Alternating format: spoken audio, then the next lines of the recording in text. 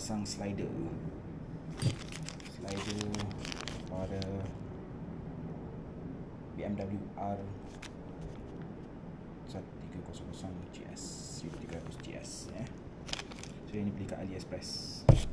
Tengok apa dia dalam.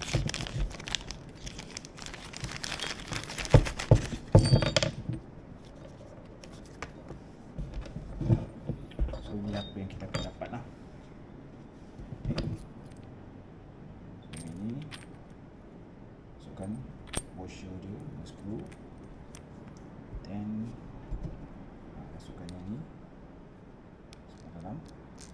Sebab apa? Sebab yang ini akan tolak dia, besarkan dia lah supaya dia grip dekat dalam lubang tu nanti. Kalau pasang terbalik tak boleh. Make sure pasang macam ni. Okey. Sebab dia akan tolak besi-besi ni. Dia akan grip. Kita masukkan sikit. Dah masuk. Dan getah ni kita ambil, letak je sini. Tak lama, sepatutnya sekejap je kita pasang ni. Okay. So dah ready. Jom kita pasang. Okay. So ni kita nak buka plastik ni. Okay, baru kita boleh masukkan dia. Tapi cara nak buka ni, kalau boleh gunakan screwdriver yang paling kecil lah. Kalau ada yang screwdriver jam tu pun lagi bagus. Tapi malas nak cari. So yang kita guna yang ni je lah. Sebab apa? Kita tak nak rosakkan keliling ni. Kalau tidak nanti dia bercalar. So cara nak buka dia, tekan sikit kat sini. So nampak dia akan renggang sikit. So baru boleh congkel lah. Okay.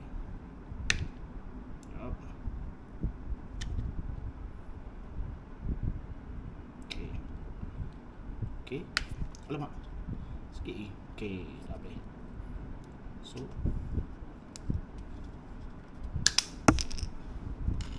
dah tanggal. Dia macam ni je kat dalam dia. Okay, dah tanggal. So kita boleh masukkan yang ni tadi. Masukkan dia.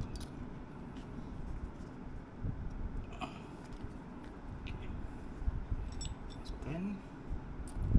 Ni agak Allen key ni lah. Kalau tak ada Allen key ni, carilah saiz ni Tengok boleh ngam.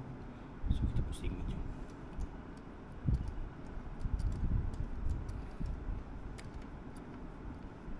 Okay, dia dah mula grip.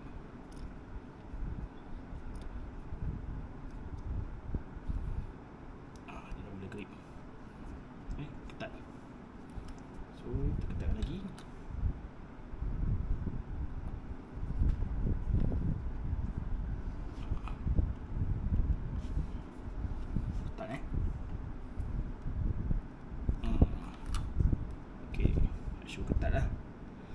So ni akan protect bahagian tepi ni. Kalau kita jatuh, memang kita ada footrest ni. Footrest ni memang bantu lah sebenarnya kalau kita buka kan. Sini pun dah lebih, tapi kat sini kita nak protect bahagian ni. Dah ketat dah ni. Kita balik sikit. Terus dekati.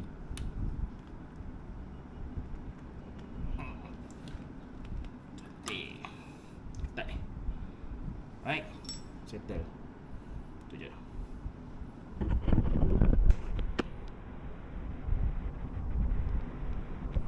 Okay, ni dah siap pasang. Siap pasang.